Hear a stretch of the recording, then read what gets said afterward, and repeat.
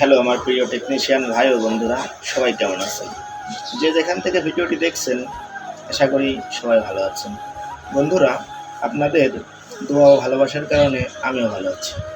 বন্ধুরা, দীর্ঘদিন নানান ব্যস্ততা থাকার কারণে আমি রেগুলার ভিডিওতে আসতে পারিনি।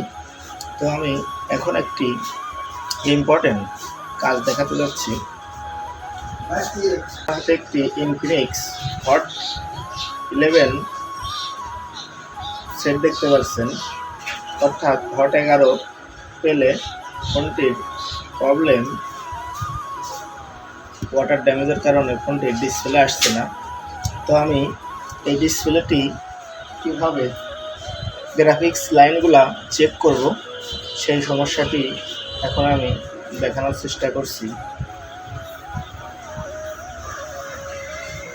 বন্ধুরা, ফোনটি রান হয়েছে অথচ ফোনের কোনো লাইট নাই। তো আমি একটু অন্ধকারে গিয়ে দেখতে পাচ্ছেন, এখানে কিন্তু অন্ধকারে নিয়ে আসার পরে পুরা স্ক্রিন ব্লু আছে। তো আমি এই লাইনগুলি এখন প্রত্যেকটি লাইন মিটারের সাহায্যে চেক করে দেখব কোথাও কোনো সমস্যা আছে কিনা। গ্রাফিক্সের সমস্যার জন্য কয়েকটি কারণ আছে। তো কয়েকটি কারণের ভিতরে আসলে এখানে প্রথম স্টেপে আমাদের চেক করতে হবে এলসিডি যেই কানেক্টর আছে, এই কানেক্টরের কিছু লাইন আছে।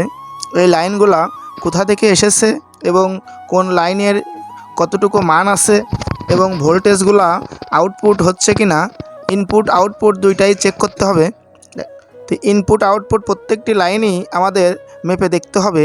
তো সর্বপ্রথম আমি দেখতে পাচ্ছেন বর্ণীয় হার্ডওয়্যার সলিউশনে আমি আপনাদের সহজে দেখানোর চেষ্টা করছি এবং সহজে বুঝতে পারবেন সেই সিস্টেমটি আমি এখন পুরো ভিডিওতে শেয়ার করব।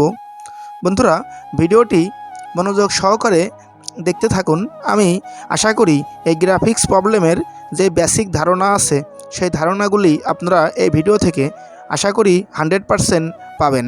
বন্ধুরা, সর্বপ্রথম এখানে এলসিডি কানেক্টরের যেই সাপ্লাই লাইনগুলো আছে, এখানে দেখতে পাচ্ছেন নিচের অংশ 8টি লাইন সাপ্লাই হয়েছে। তো এই 8টি লাইন কোথায় গিয়েছে দেখতে পাচ্ছেন, সরাসরি সিপিইউর ভিতরে 8টি লাইনই সিপিইউ কানেকশন দিয়েছে। তো এই 8টি লাইনের মাপ সঠিক আছে কিনা, জিআরগুলো সর্বপ্রথম আমাকে মাল্টিমিটারের সাহায্যে মেপে নিয়ে দেখতে হবে। তারপরে যদি মাপগুলো সঠিক থাকে, তারপরের স্টেপ সেটিও এখন আমি খোলামেলা দেখাবো এবং আপনাদের মাঝে আমি শেয়ার করব। তো সর্বপ্রথম আমি দেখতে পাচ্ছেন এ পাশে 8টি, ওই পাশে 5টি লাইন, এই মোট 13টি লাইনের মাধ্যমে গ্রাফিক্স সাপ্লাই হয়েছে। তো আমি এক এক করে প্রত্যেকটি লাইন মাল্টিমিটারের সাহায্যে জিআর চেক দিব। তো আমি নিচের অংশ থেকে প্রথমে শুরু করব। মাল্টিমিটার দিয়ে প্রথম লাইনটি আমি চেক দিচ্ছি, দেখতে পাচ্ছেন এখানে ঠিক আছে এবং এক এক করে প্রত্যেকটি লাইনে আমি এখানে মেপে দেখব প্রত্যেকটি জিআর ঠিকঠাক আছে কিনা। তো দেখতে পাচ্ছেন বন্ধুরা, এক এক করে প্রত্যেকটি লাইনে আমি চেক দিচ্ছি। প্রত্যেকটি লাইনই আশা করি জিআর সঠিক দেখাচ্ছে। তারপরেও আমি এক এক করে সবগুলো কানেক্টরের সবগুলো লাইনই চেক দিব। সবগুলো লাইন চেক দেওয়ার পরে পরবর্তীতে যেই স্টেপগুলো আছে সেটাও ফলো করব আমি।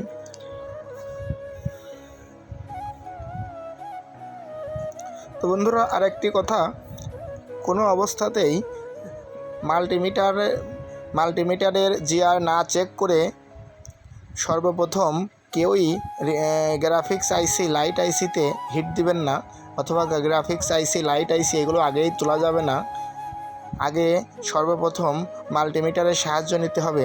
মাল্টিমিটারের সাহায্য ছাড়া কোনো কাজ যদি আপনি আন্দাজে বা টার্গেটে করেন বা মুখস্থবিদ্যায় করেন, সেই ক্ষেত্রে আপনার রেজাল্ট ভালো হবে না।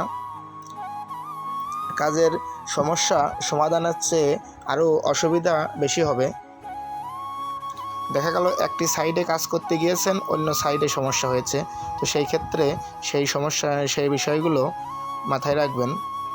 তো আমি এক এক করে সবগুলো জিআরই চেক দিচ্ছি, সবগুলাই জিআর সঠিক দেখাচ্ছে। তো বন্ধুরা, এখানে আমি এলসিডি কানেক্টরের সবগুলো লাইনই সঠিক পেয়েছি।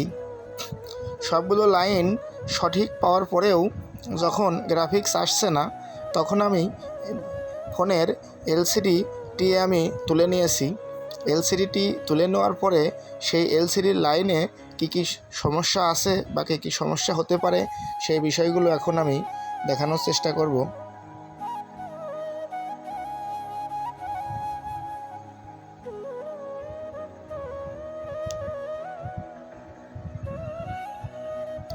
এলসিডি খুলে নেওয়ার পরে এলসিডির কানেক্টরের যে লাইনগুলো আছে, যেই কম্পোনেন্ট আছে, যেই আইসিগুলো আছে, বেজের উপরে যেই পার্টসগুলো থাকে, ওগুলো ওয়াটার ড্যামেজের কারণে কোনো সমস্যা হয়েছে কিনা সেই বিষয়গুলো এখানে দেখার আছে।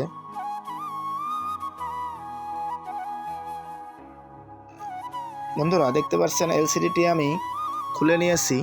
খুলে নেওয়ার পরে এখানে আমি ভিডিওটি লম্বা হবে বলে আগে থেকেই ডিসপ্লে আমি এই বেসটি ওয়াশ করেছি। ওয়াশ করার আগে এখানে ফাঙ্গাস পড়েছিল, যার কারণে ডিসপ্লে এখানে ছোটো ছোটো কিছু কম্পোনেন্ট, কিছু পার্টস মিসিং আছে, যার কারণে গ্রাফিক্সটি আসছে না।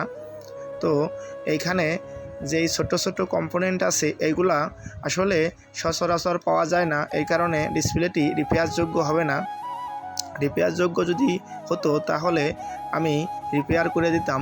তো সেই ক্ষেত্রে রিপেয়ার যেহেতু হবে না, সেই ক্ষেত্রে এখন ডিসপ্লেটি নতুন লাগাতে হবে। আর জিআর যেহেতু ঠিক আছে, সেটের এলসিডি যেই কানেক্টর আছে এটি যখন ক্ষতিগ্রস্ত হয় নাই, আর আপনারা দেখতেই পাচ্ছেন এখানে আমি প্রত্যেকটি মাল্টিমিটারের সাহায্যে প্রত্যেকটি লাইন চেক দিয়েছি, সবগুলো ওকে পেয়েছি। এখানে নতুন একটি ডিসপ্লে লাগালে আমি আশা করি 100% ফোনটি ওকে হয়ে যাবে। তো বন্ধুরা, আজ এ পর্যন্তই। সামনে অন্য কোনো কাজ নিয়ে আপনাদের মাঝে ভিডিওতে শেয়ার করব। সবাই ভালো থাকবেন, সুস্থ থাকবেন, আমার জন্য দোয়া ও আশীর্বাদ করবেন।